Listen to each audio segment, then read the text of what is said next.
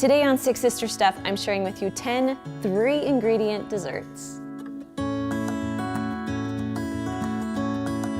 So you loved our 3-ingredient dinners so much, I decided to make you 3-ingredient desserts. So if times are tough or you just need a dessert really fast, these desserts are perfect for you. So if you guys are ready, let's get cooking. All right, so the first recipe I'm making is pumpkin cookies. Now I love that you only need 3 ingredients. So you need a spice cake mix, and go ahead and dump the whole thing in. Next, you're gonna take just a can of pumpkin. Again, dump the whole thing in. Then just go ahead and mix it all together. Now it might take a minute or two for it to combine, but keep at it, it will mix.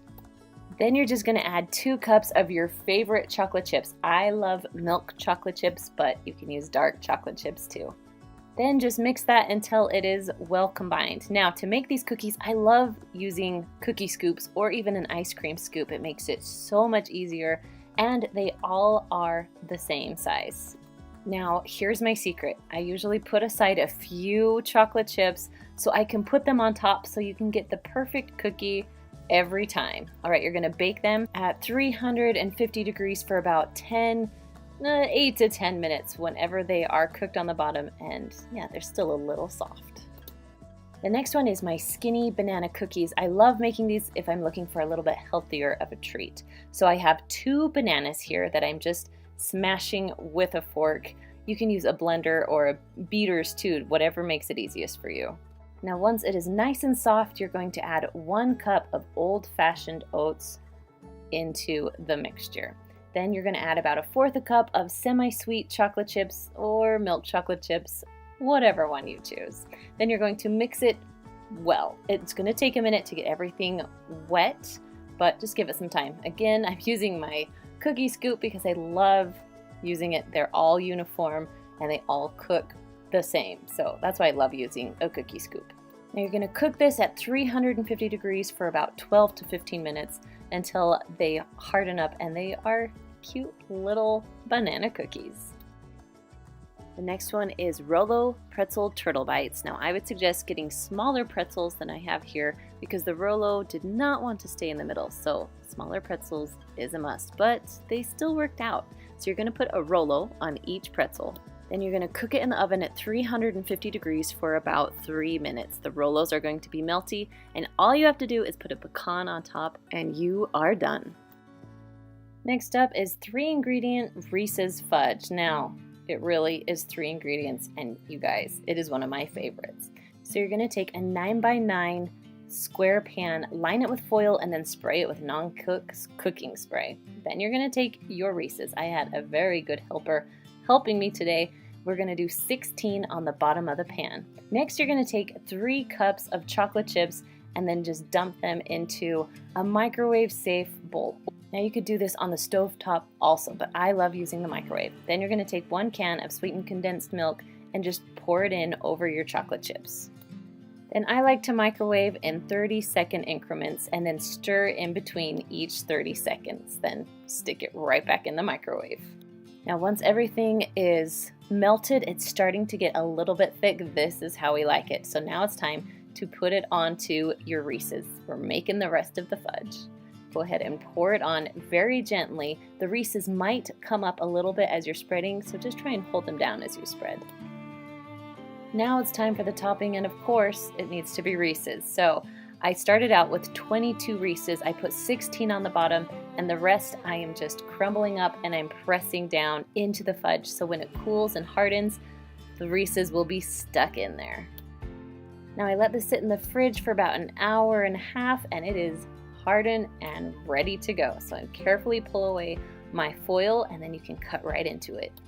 Now I love this fudge because you don't need a candy thermometer, and it actually keeps its shape pretty well. I also love that you can see the Reese's on the bottom and on the top. Now whenever I make this fudge, it is gone instantly.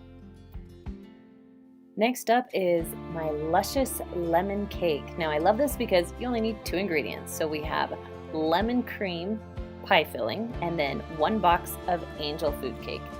That simple. So you're going to dump the whole bag of your angel food cake into a bowl, and then you're going to just add in your lemon filling.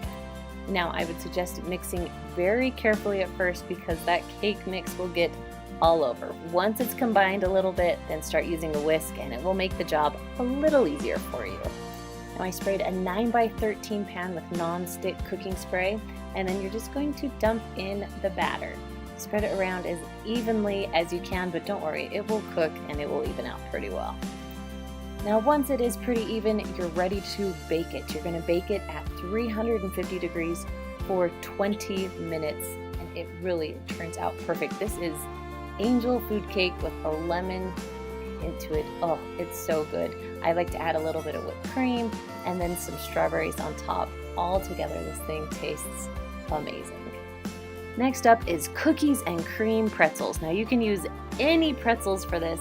I found some cute little round ones, so I thought I would give those a try. So you're just going to melt some white chocolate. You can use white chocolate chips. You can use whatever you want, but I just did a little bit because I don't need a ton. This is a perfect after-school snack for my kids. So you're going to go ahead and dip your pretzels and then put them on lay out some foil, put them on the foil so they can dry. Then you're just going to add a little bit of crunched Oreos. It just gives it the perfect amount of flavor with the chocolate and the pretzels all together. It's so good. Next up is M&M fudge. This is so simple because, again, only 3 ingredients. Now you're going to be on low medium heat. We're going to add 2 cups of semi-sweet chocolate chips and then just 1 14-ounce can of sweetened condensed milk right on top. Now as this starts to melt, you want to make sure that you keep stirring it because you don't want anything to burn onto the bottom of the stovetop.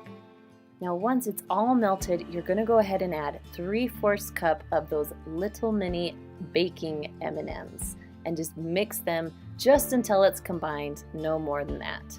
Then you're going to take a 9x9 pan, make sure it's covered with foil, spray some non-stick cooking spray on it, then go ahead and spread your fudge all along the bottom of the pan. Then you're going to take the rest of your M&Ms and gently put them on top.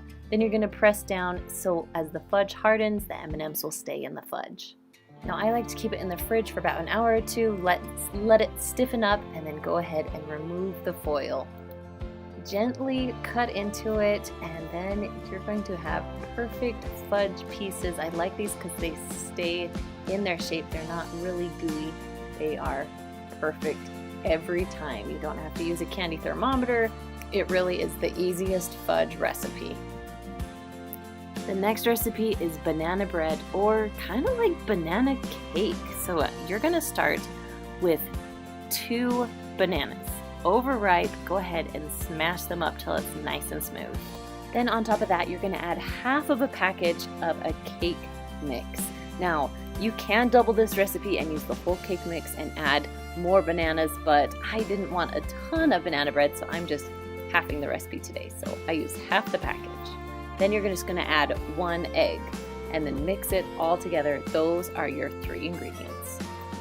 Now once it's all mixed together and pretty smooth, I mean, you will have a little bit of banana chunks in there, which is, I think, delicious. You're going to go ahead and spray 2 small pans. Then go ahead and trying to even out your cake batter, or I guess your banana cake batter, there we go. So each pan is about filled the same. Next, you're going to preheat your oven to 350 degrees and you're going to cook these for about 30 minutes. Now, if they need to cook a little more, go ahead and do that, but I like them a little bit golden brown and they are super soft in the middle. Up next is my 2-ingredient strawberry fudge. Now, this is super simple because you just need 2 ingredients. You need strawberry frosting and you need white chocolate, about 12 ounces of white chocolate. So you're going to go ahead and dump your frosting into a bowl, and then you're going to add your hardened white chocolate into it also. Now you want to make sure your bowl is microwavable. Then you're going to microwave it in 30-second increments just until everything is melted together. Now go ahead and set your frosting mixture to the side. You're going to get a 9x9 square pan. I lined mine with foil, sprayed a little bit of cooking spray, and then you can dump your strawberry fudge right into it. Now it went pretty flat on its own. Now I'm going to add just a little bit of sprinkles because, you know, I have lots of little girls and they love the sprinkles. So we're going to add a little bit of red sprinkles on top just to give it a little extra. Now I stuck mine in the fridge for about an hour until it was nice and hardened. Then you can pull it out, pull off the foil, and it's time to cut. Now I know what you're thinking. It's a little odd that it's just 2 ingredients, but I'm telling you, it is my kids' favorite kind of fudge. Now of course I need an Instant Pot recipe in here, so I'm going to make dulce de leche or homemade caramel. So we're going to start out with a 14-ounce can of sweetened condensed milk. Now I'm actually going to cook it inside of this can, so we have to take the wrapper off. Now once the wrapper is off, this is the most important part. Take the lid off. You will have an explosion or something horrible, so make sure the lid is off. Now to make it a little bit easier, you want to put something down below, so whether it's foil or a trivet, something so it's just not right sitting on the bottom. Then you're going to cover your can with aluminum foil. Now make sure it is sealed tight as you can get it. Then you're going to put your can just right on top of your trivet. Next, you're going to fill up your pot until the water is about halfway up the can. Now, although it's hard to tell here, the water is filling up, and when I'm done filling it up, it's halfway up the can. So now you're going to put the lid on, make sure that it's really tight and sealed correctly, and you're going to turn the knob to sealing. Now, depending on which kind of Instant Pot you have, this Instant Pot has a pressure cook button, or if you have a different one, it could have a manual button, but we're going high pressure all the way up to 40 minutes. When the 40 minutes is up, go ahead and turn the knob for a quick release, and then take the lid off when all the pressure has released.